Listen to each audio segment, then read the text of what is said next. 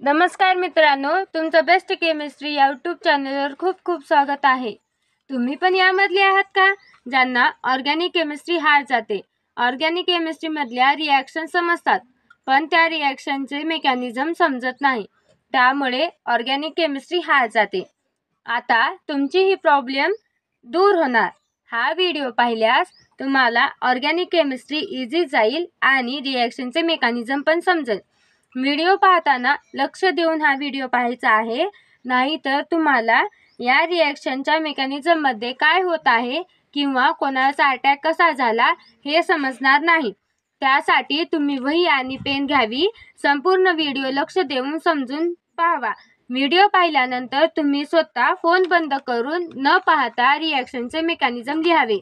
जर तुम्हाला रिॲक्शनचे मेकॅनिझम लिहिता आले नाही तर तुम्ही अजून एकदा संपूर्ण व्हिडिओ लक्ष देऊन समजून पाहावा आणि अजून एकदा न पाहता रिॲक्शनचे मेकॅनिझम लिहावे। रोज रिॲक्शनच्या मेकॅनिझमची लिहून प्रॅक्टिस करावी, त्याशिवाय तुम्हाला रिॲक्शनचे मेकॅनिझम समजणार नाही। ऑर्गॅनिक केमिस्ट्री असा सब्जेक्ट आहे की त्याची तुम्हाला रोज लिहून प्रॅक्टिस करावी लागेल। जेवढी जास्त तुम्ही ऑर्गॅनिक केमिस्ट्रीची लिहून प्रॅक्टिस करताल तेवढी जास्त तुम्हाला ऑर्गॅनिक केमिस्ट्री इझी जाईल आणि समजेल पण। ऑर्गॅनिक केमिस्ट्रीची कधी पण लिहून प्रॅक्टिस करायची।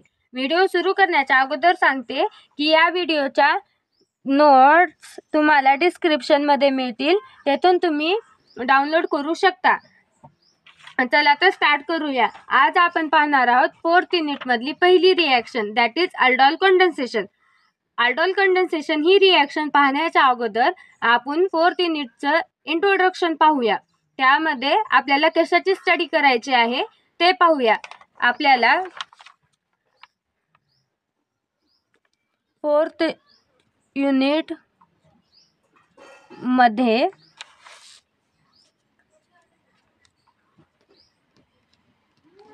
कार्बोनाइल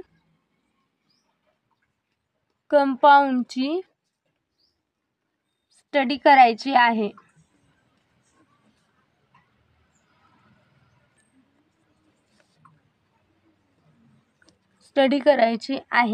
आता कार्बोनिल कंपाऊंड म्हणजे कोणते? ज्यामध्ये तुमचा C डबल बॉन्ड O हा ग्रुप ज्यामध्ये प्रेझेंट आहे त्या अशा कंपाऊंडची आपल्याला स्टडी करायची आहे। मग यामध्ये तुमचा अल्डिहाइड एक येतो, एक कीटोन येतो आणि एक अमाइड येतो। मग यामध्ये तुम्हाला ह्यांचे आता हे कसे येतात हे 3 ग्रुप। आता यामध्ये आपण याचं पहिल्यांदा फंक्शनल ग्रुप पाहूया, म्हणजे स्ट्रक्चर पाहूया। हा काय C double bond O H याचे असं स्ट्रक्चर आहे, कीटोनचं C डबल बॉन्ड O याचं असं, आणि अमाइडचं C double bond O NH2 असं स्ट्रक्चर आहे। मग यामध्ये आपल्याला या ग्रुपची म्हणजेच कार्बोनिल ग्रुपची स्टडी करायची आहे। मग यामध्ये तुमचा अल्डिहाइड मध्ये हा तुमचा कार्बोनिल ग्रुप प्रेझेंट आहे, कीटोन मध्ये प्रेझेंट आहे आणि अमाइड मध्ये प्रेझेंट आहे। पण आपल्याला 4th युनिट मध्ये फक्त अल्डिहाइड आणि कीटोनची स्टडी करायची आहे, यांचीच फक्त स्टडी करायची आहे, अमाइडची स्टडी करायची नाही। मग आता आपल्याला कळालं 4th युनिट मध्ये यांची स्टडी करायची आहे। मग आता आपण स्टार्ट करूया अल्डोल कंडेन्सेशन। या अल्डोल कंडेन्सेशनचं अगोदर इंट्रोडक्शन पाहूया। यामध्ये आपल्याला अल्डोल कंडेन्सेशन मध्ये सांगितलेलं आहे की आपण या अगोदर याचं नावावरून अर्थ काढूया। अल्डोल मध्ये 2 फंक्शनल ग्रुप आहेत।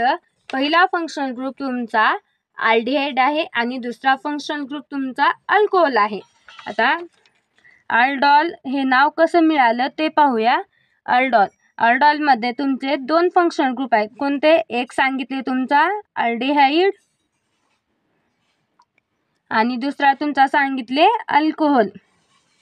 या दोघांच्या कॉम्बिनेशन पासून आपल्याला काय भेटला? आपला अल्डोल भेटला। आता यामध्ये काय केलं, तुमचं अल्डिहाइडचं ALD वापरलेलं आहे आणि अल्कोहोलचं OL म्हणजेच अल्डिहाइडचं सफिक्स वापरला आहे, अल्डिहाइडचं प्रिफिक्स वापरलेला आहे आणि अल्कोहोलचं सफिक्स वापरलेलं आहे. या दोघांच्या कॉम्बिनेशन पासून आपल्याला काय मिळालं? अल्डॉल हा प्रोडक्ट मिळालेला आहे. मग अल्डॉल कंडेन्सेशन स्टार्ट करताना यामध्ये तुम्हाला पहिली कंडिशन सांगितलेली आहे की या अल्डॉल कंडेन्सेशनमध्ये तुम्हाला तुमचा अल्फा हायड्रोजन असला पाहिजे. असे 2 कार्बोनिल कंपाऊंड घ्या, त्यामध्ये तुमचा अल्फा हायड्रोजन असला पाहिजे. आता अल्फा हायड्रोजन तुम्हाला माहीत पाहिजे. चला तर ते पाहूया. अगोदर काय करायचं? आता समजा तुमचा हा ग्रुप आहे COOH, हा तुमचा काय आहे? अल्डिहाइड. याच्यामध्ये आता हे स्ट्रक्चर आहे. या स्ट्रक्चरमध्ये तुमचा काय आहे? हा तुमचा ग्रुप अल्डिहाइड ग्रुप आहे. मग ज्या फंक्शनल ग्रुपच्या साईडचा जो कार्बन असतो त्या कार्बनला म्हणायचं अल्फा कार्बन, आणि त्याच्या साईडचा जो कार्बन असतो त्याला काय म्हणायचं? बीटा कार्बन म्हणायचं. आता हा तुमचा काय झाला? अल्फा कार्बन झाला. मग यावर जे हायड्रोजन आहे तर त्याला काय म्हणायचं? Alpha hydrogen. फंक्शनल ग्रुपच्या साईडच्या कार्बनला काय म्हणायचं? अल्फा कार्बन म्हणायचं. आणि त्यावर जे हायड्रोजन प्रेझेंट आहे तर त्याला काय म्हणायचं? अल्फा हायड्रोजन असे म्हणायचं. मग अल्डॉल कंडेन्सेशनमध्ये पहिली त्याची कंडिशन आहे की तुम्ही 2 कार्बोनिल कंपाऊंड घ्या, आणि असे 2 कार्बोनिल कंपाऊंड घ्यायचे आहेत त्यामध्ये तुमचा अल्फा हायड्रोजन असला पाहिजे. एक कंडिशन तुम्हाला कळाली. आता तुम्हाला अल्फा हायड्रोजन तर कळाला, अल्डॉलची पहिली कंडिशन कळाली. आता दुसऱ्या कंडिशनमध्ये काय सांगतोय की हे अल्डॉल कंडेन्सेशन होताना तुम्हाला 2 सिमिलर मॉलिक्यूल घ्यायचे आहेत. मग मी काय सांगितले तुम्हाला? एक अल्डिहाइडचा घ्यायचा आहे किंवा एक आपल्याला अल्डिहाइडचे आणि कीटोनची स्टडी करायची आहे. मग यामध्ये काय सांगितलं? अल्डॉल कंडेन्सेशनमध्ये 2 सिमिलर मॉलिक्यूल घ्यायचे आहेत. मग तुम्ही 2 सिमिलर मॉलिक्यूल अल्डिहाइडचे पण घेऊ शकता किंवा 2 सिमिलर मॉलिक्यूल तुम्ही कीटोनचे पण घेऊ शकता. मग यामध्ये आपण कुठले पण 2 सिमिलर मॉलिक्यूल घेतले. तिसरी कंडिशन सांगते की आपल्याला पहिल्या रिॲक्शनमध्ये यामध्ये 2 रिॲक्शन आहेत. पहिल्या रिॲक्शनमध्ये आपल्याला अल्डॉल हा प्रोडक्ट भेटतो, म्हणजेच त्याला बीटा हायड्रॉक्सी अल्डिहाइड असे म्हणतात किंवा त्याला सिम्पली अल्डॉल असे म्हणतात. आणि त्या अल्डॉलचं डिहायड्रेशन केल्यास आपल्याला इनॉल हा प्रोडक्ट भेटतो. डिहायड्रेशन म्हणजेच काय? आपल्या अल्डॉलमधला वॉटर मॉलिक्यूल आपल्याला काढायचा आहे, त्याचं काय झालं? डिहायड्रेशन झालं, आणि त्याच्यापासून आपल्याला कुठला प्रोडक्ट भेटतो? इनॉल हा प्रोडक्ट भेटतो. मग आता आपण इंट्रोडक्शन पाहिलं, आता आपण रिॲक्शन त्यांनी पाहूया. पहिलं काय म्हणलं इथं? Aldehyde or ketones having at least 1 alpha hydrogen that undergoes aldol condensation.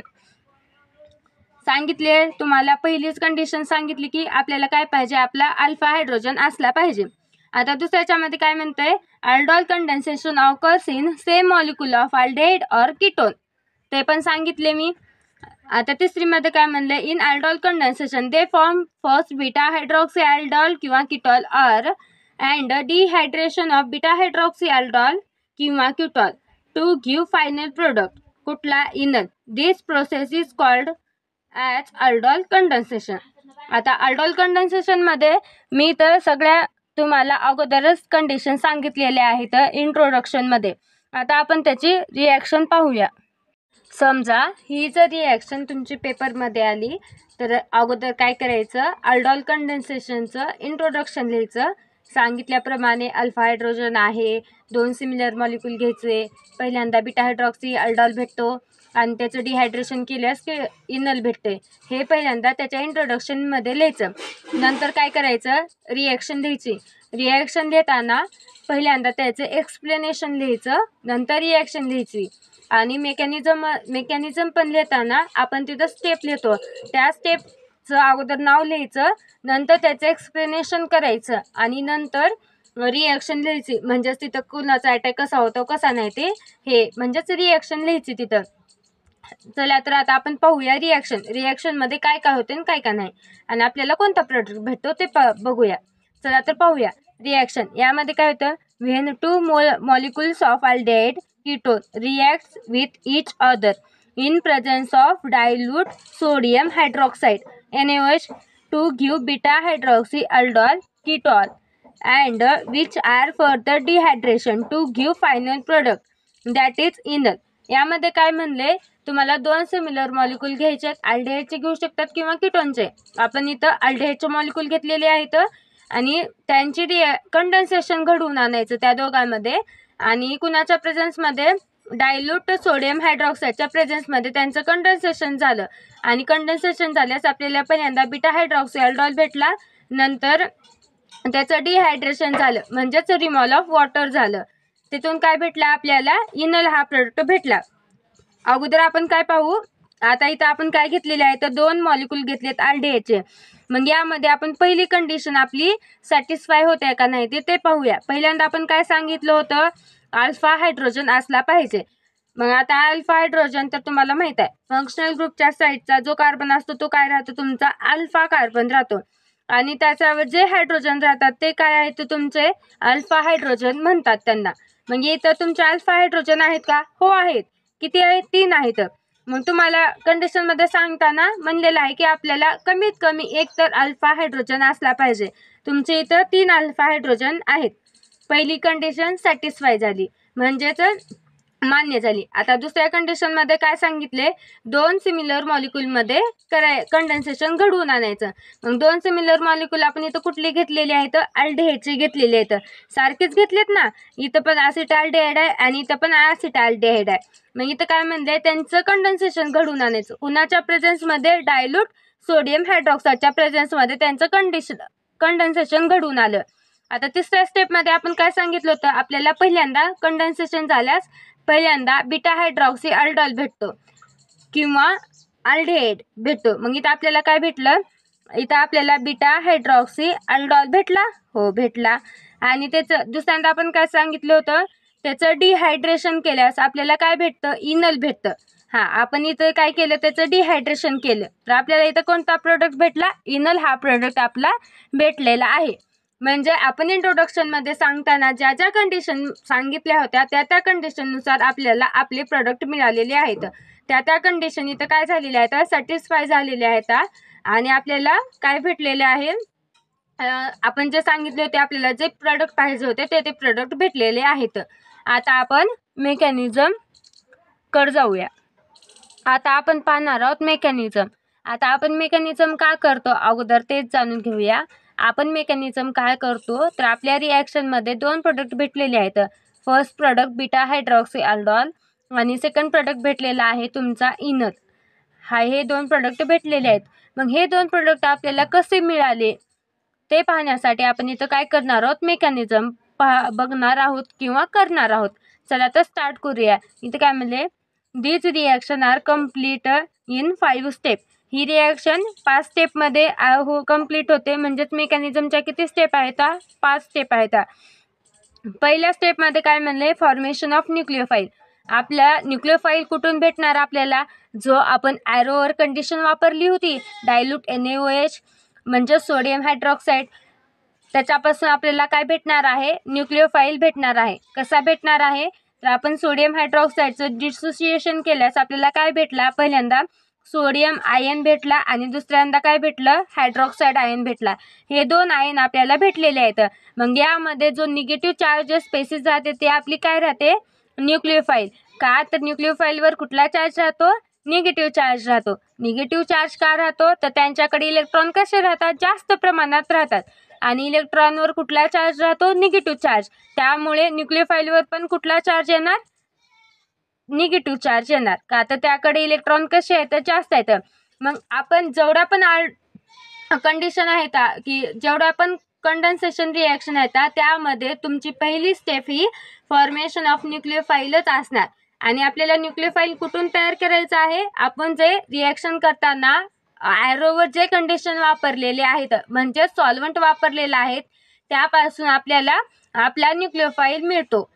आपल्याला हे कळालं. आता दुसऱ्या याच्यामध्ये काय होतं, स्टेप सेकंडमध्ये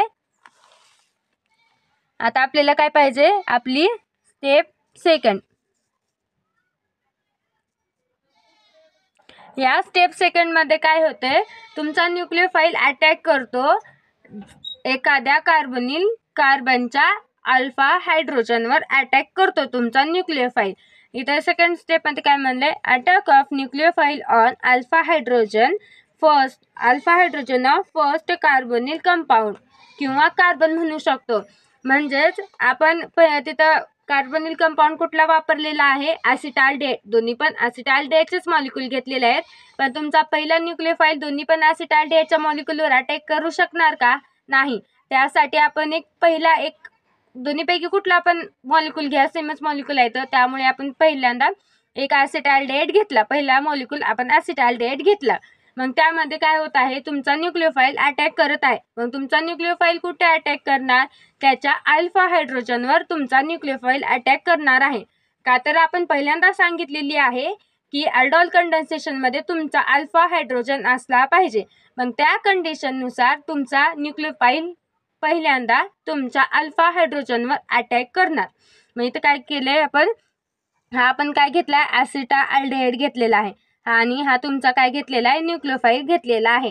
मग आता इथं आपण वरी सांगितलेलं आहे की आपला न्यूक्लियोफाईल ॲसिटाल्डेटच्या अल्फा हायड्रोजनवर अटॅक करणार आहे.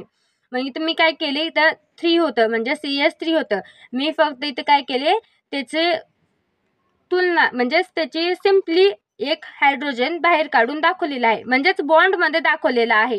दुसरं काय केलं नाही, इथं तोच मॉलिक्यूल आहे ॲसिटाल्डेटचा, फक्त इथं एक हायड्रोजन मी या दोघांमध्ये बॉन्ड असताना असं दाखवलेलं आहे, बॉन्डच्या फॉर्ममध्ये दाखवलेला आहे. इथं पण बॉन्ड राहतो, पण मी फक्त एक हायड्रोजन तुमचा बॉन्डच्या फॉर्ममध्ये दाखवलेला आहे. का तर आपल्याला आपल्या न्यूक्लियोफाईल या अल्फा हायड्रोजनवर अटॅक करणार आहे. मग यामध्ये काय झाला, तुम्हाला तर माहित आहे, हा अल्फा कार्बन राहतो आणि अल्फा कार्बनवर जे हायड्रोजन राहते ते तुमचे काय राहतात, अल्फा हायड्रोजन राहतात. मग यामध्ये तुमचा न्यूक्लियोफाईल कुठं अटॅक करणार आहे, अल्फा हायड्रोजनवर अटॅक करणार आहे. मग काय केला, या न्यूक्लियोफाईलकडे इलेक्ट्रॉन कसे जास्त आहेत, म्हणजेच ह्या न्यूक्लियोफाईलने या अल्फा हायड्रोजनला आपले इलेक्ट्रॉन दिले. म्हणजेच हे इलेक्ट्रॉन या ऑक्सिजननं किंवा या न्यूक्लियोफाईलनं आपले इलेक्ट्रॉन या हायड्रोजनला दिले. मग या हायड्रोजनला दिल्यास काय झाले, आपल्याला माहित आहे हायड्रोजनची व्हॅलेन्सी 1 प्रोटॉन आणि 1 इलेक्ट्रॉनचीच आहे. यामध्ये त्याचा ह्या दोघांमध्ये बॉन्ड आहे ना, या बॉन्डमध्ये त्याचा 1 इलेक्ट्रॉन ऑलरेडी होता आणि या एक कार्बनचा इलेक्ट्रॉन बॉन्डिंगमध्ये होता. या दोघांचे इलेक्ट्रॉन बॉन्डिंगमध्ये येऊन या दोघांमध्ये काय तयार झालेला आहे, बॉन्ड तयार झालेला आहे. मग इथं काय झालं, या ऑक्सिजननं आपले इलेक्ट्रॉन या हायड्रोजनला दिले. मग या हायड्रोजनला इलेक्ट्रॉन दिल्यामुळे याची व्हॅलेन्सी कशी झाली, अनसॅटिस्फाय झाली, म्हणजेच तो अस्थिर झाला. तो स्थिर कधी होणार, त्याच्याकडे एकच प्रोटॉन आणि 1 इलेक्ट्रॉन होतो, तेव्हा तो काय होतो, स्थिर होतो. आता इथे ऑक्सिजन त्याला जास्त अजून 1 इलेक्ट्रॉन देत आहे ना, मग तो तिथं कसं झालं, त्याच्याकडे 2 इलेक्ट्रॉन आले आणि एकच प्रोटॉन, मग तो तिथं कसा झाला, अस्थिर झाला. मग अस्थिर झाल्यास त्याने काय करतो, हा हायड्रोजन आता मला स्थिर व्हायचंय, मी अस्थिर झालोय, आता कसं करू, मग त्याच्यामुळं हा हायड्रोजन काय करणार, या बॉन्डिंगमध्ये असलेले इलेक्ट्रॉन या कार्बनला काय म्हणणार, मी इथला बॉन्ड ब्रेक करतो आणि तुझी इलेक्ट्रोनिगेटिव्हिटी माझ्यापेक्षा जास्त आहे आणि मला या इलेक्ट्रॉनची पण गरज नाही. मग त्याने काय म्हणतं, हायड्रोजन हा मी इथला बॉन्ड ब्रेक करतो आणि माझे पण इलेक्ट्रॉन तू घेऊन जा आणि तुझे पण इलेक्ट्रॉन तोच घेऊन जा, असं कोणाला म्हणतो, या कार्बनला म्हणतो. मग कार्बन काय म्हणतो, हो ठीक आहे, मला पण इलेक्ट्रॉनची गरज आहे, मग मला पण स्टेबल होण्यासाठी इलेक्ट्रॉन पाहिजेत. मग हायड्रोजनचं हा कार्बन ऐकतो आणि इथला बॉन्ड काय होतो, ब्रेक होतो आणि इथला बॉन्ड ब्रेक झाल्यास हायड्रोजन काय करतो, आपले इलेक्ट्रॉन सगळे या कार्बनला देतो आणि या कार्बनला दिल्यास यावर कुठला येतो, निगेटिव्ह चार्ज येतो आणि हा ऑक्सिजन आपले इलेक्ट्रॉन या हायड्रोजनला देत होता. मग त्यामुळं इथं हा कसा होत होता, अनस्टेबल होत होता, म्हणजेच अस्थिर होत होता. त्यामुळे इथला बॉन्ड ब्रेक झाले, इथले इलेक्ट्रॉन इकडे गेले, मग हा कसा झाला, इथं स्टेबल झाला आणि ह्या दोघांमध्ये काय तयार होतो, बॉन्ड तयार होतो. बॉन्डिंगमध्ये येतात हे दोघं आणि इथं काय तयार झालं, तुमचं H2O तयार झालं आणि हायड्रोजन इथला बॉन्ड ब्रेक करून आपले इलेक्ट्रॉन सगळे कार्बनला दिले. मग कार्बनला दिल्यास कार्बनवर कुठला चार्ज आला, निगेटिव्ह चार्ज आला. कार्बनवर निगेटिव्ह चार्ज का आला, तर त्याकडे इलेक्ट्रॉन गेलेले आहेत, म्हणजेच त्याने इलेक्ट्रॉन घेतलेत. जो इलेक्ट्रॉन घेतो म्हणजेच इलेक्ट्रॉनवर कुठला चार्ज राहतो, तुमचा निगेटिव्ह चार्ज राहतो. मग ज्याने इलेक्ट्रॉन घेतले मग त्याच्यावर पण चार्ज कुठला येणार, तुमचा निगेटिव्ह चार्ज येणार. मग इथं तुमचा या कार्बनवर निगेटिव्ह चार्ज आला आणि यालाच काय म्हणतात आपण, कार्बॅनायन म्हणतात. याला कार्बॅनायन का म्हणायचं तर कार्बनवर कुठला चार्ज आहे तुमचा निगेटिव्ह चार्ज आहे, त्यामुळे या स्पेसिस या पूर्ण स्पेसिसला काय म्हणायचं तुमचं कार्बॅनायन म्हणायचं. मग आपल्याला हे दोन प्रोडक्ट मिळाले, एक कार्बॅनायन मिळाला आणि एक वॉटर मिळाला. आपल्याला सेकंड स्टेपमध्ये काय मिळालेलं आहे, एक कार्बॅनायन मिळालेला आहे आणि एक वॉटर मिळालेला आहे. कार्बॅनायन कसा मिळाला तुम्हाला समजलं का? आता समजा एक उदाहरण देऊन सांगते. एक गरीब माणूस होता, त्याने काय केले, एका माणसाकडून पैसे घेतले. मग पैसे घेतल्यास ते कसे पैसे घेतले, त्याने व्याजाने पैसे घेतले. मग व्याजाने पैसे घेतल्यास त्याच्याकडे पैसे आले, व्याजाने त्याने पैसे घेतले दुसऱ्याकडून. मग त्याचा एक मित्र काय म्हणतो, मी तुला पैसे देतो, जेवढे लागतील तुला मी पैसे देतो, तू जे व्याजाने पैसे घेतलास ना ते पैसे त्या माणसाला दे. म्हणजेच तू ज्याच्याकडून व्याजाने पैसे घेतला होतास ते पैसे त्यांना दे आणि मी तुला न व्याज लावता तसेच तुला पैसे देतो. त्या टाईपमध्ये हे आहे. म्हणजे तिथे काय होत आहे, सांगितल्याप्रमाणे हा तुमचा काय आहे, एक गरीब माणूस आहे, त्याने काय केले, या कार्बनकडून पैसे घेतलेले होते, व्याजाने पैसे घेतलेले होते आणि हा त्याचा काय आहे, मित्र आहे. म्हणजेच याला काय म्हणले, तू व्याजाने पैसे घेऊ नकोस, मी तुला माझे पैसे देतो बिनव्याजाचे, न व्याज लावता तुला माझे पैसे देतो. तू काय कर, ज्या माणसाकडून व्याजाने पैसे घेतला होतास त्या माणसाला ते पैसे परत दे.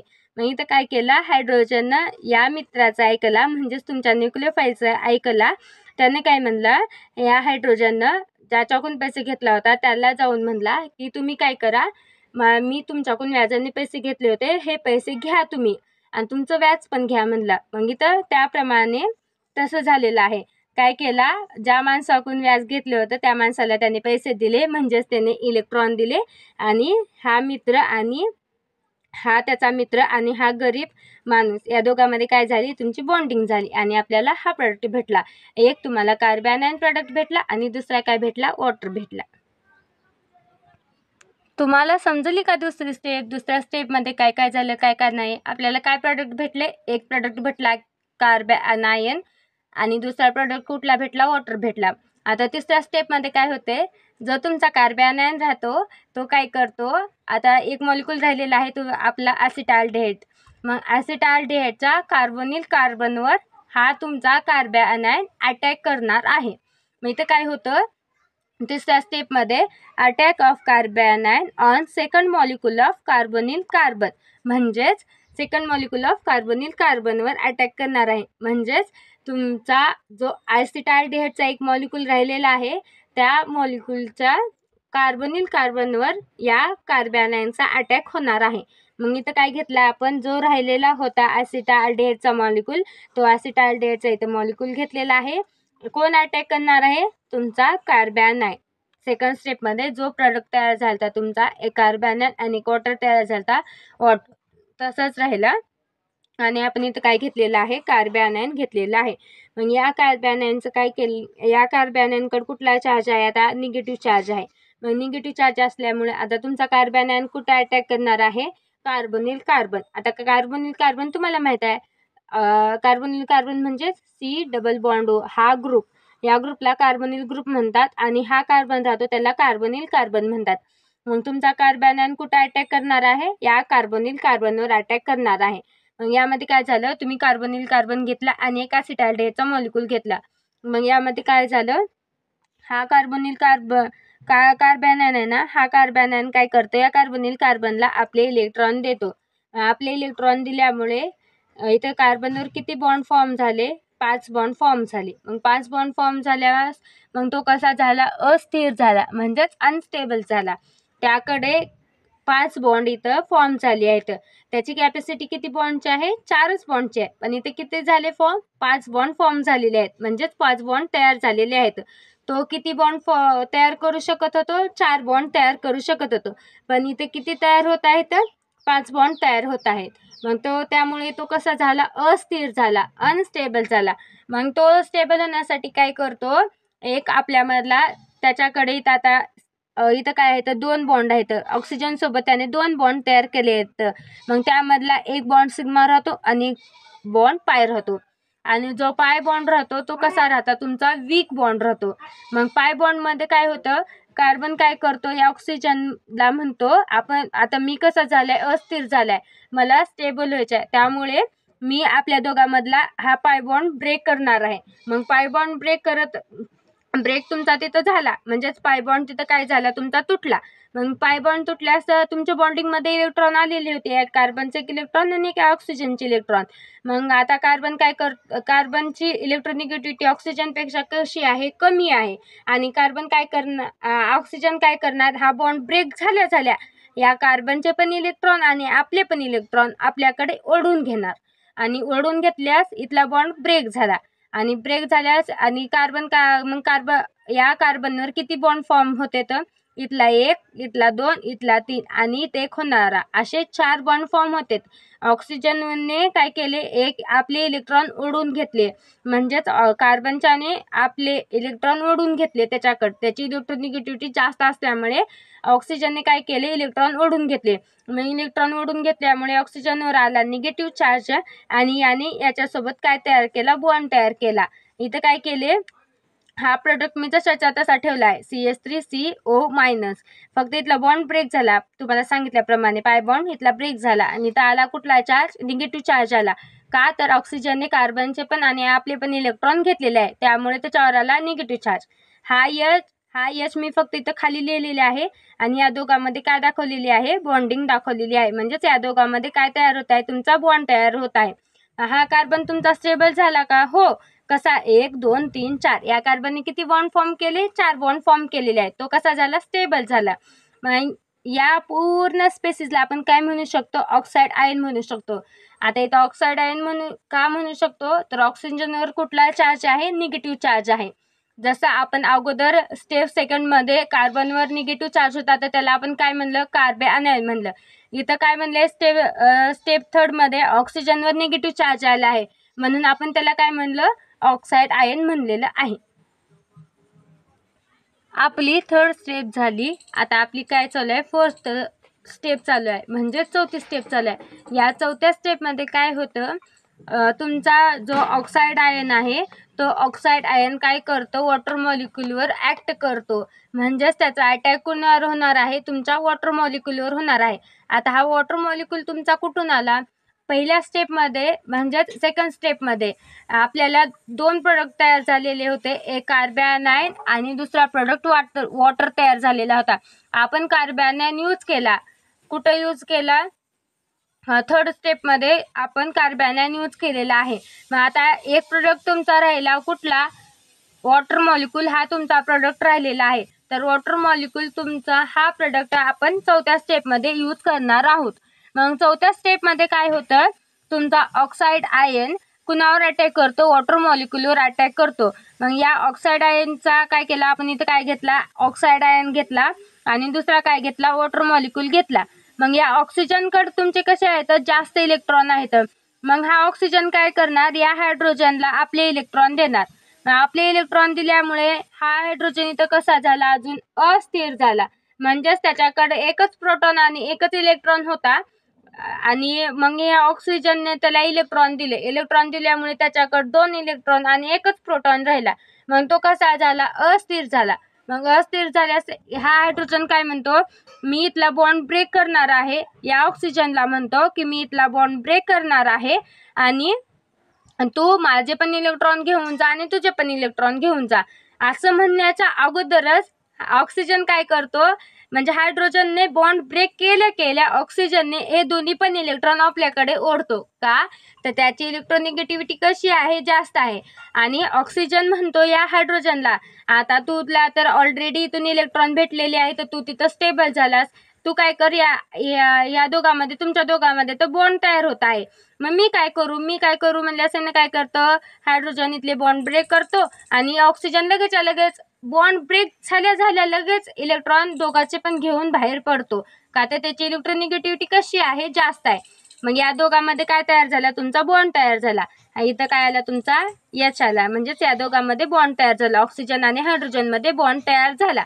मग आपल्याला हा प्रोडक्ट काय भेटला, बीटा हायड्रॉक्सी अल्डिहाइड म्हणता आपण या प्रोडक्टला. पूर्ण प्रोडक्टला आपण बीटा हायड्रॉक्सी अल्डिहाइड म्हणतो. बीटा हायड्रॉक्साल्डिहाइड काय म्हणतो, हा तुमचा अल्फा हा कार्बन आणि हा काय आहे बीटा कार्बन. या बीटा कार्बनवर काय आहे OH ग्रुप प्रेझेंट आहे. मग याचा आपण काय वापरलेला आहे, सफिक्स वापरलेलं, म्हणजेच याचा आपण सफिक्स नाही, इथं आपण याचं प्रिफिक्स वापरलेला आहे आणि पुढे अल्डिहाइड जशीच्या तसं ठेवलेलं आहे. आणि हा बीटा कार्बनवर आहे म्हणून त्या पहिल्यांदा इथं आपण बीटा घेतलं.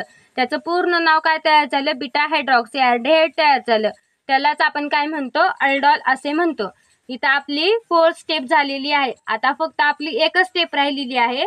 ती स्टेप आहे 5वी, डिहायड्रेशन ऑफ अल्डॉल. आपल्याला 4 स्टेप झालेले आहेत आपल्या. आता आपली 5वी स्टेप आहे dehydration of beta hydroxy aldehyde किंवा अल्डॉल. याचं काय होणार, डिहायड्रेशन होणार. डिहायड्रेशन म्हणजेच त्यातून वॉटर मॉलिक्यूल काय होणार, लॉस होणार. वॉटर मॉलिक्यूल लॉस होणार आणि आपल्याला काय भेटणार, इनल भेटणार. मग इथं काय केलं आपण, हा अल्डॉल घेतला म्हणजेच बीटा हायड्रॉक्सी अल्डिहाइड घेतला आणि त्याचं डिहायड्रेशन केलं. आता डिहायड्रेशन होताना काय होतं, तुमचा अल्फा कार्बन, हा अल्फा आहे, हा बीटा आहे, हा गॅमा. मग अल्फा कार्बनवरचा एक हायड्रोजन आणि बीटा कार्बनवरचा OH म्हणजेच हायड्रॉक्सी ग्रुप, हे दोघं H2च्या फॉर्म मध्ये बाहेर पडतात आणि आपल्याला काय प्रोडक्ट भेटतो, इनल प्रोडक्ट भेटतो.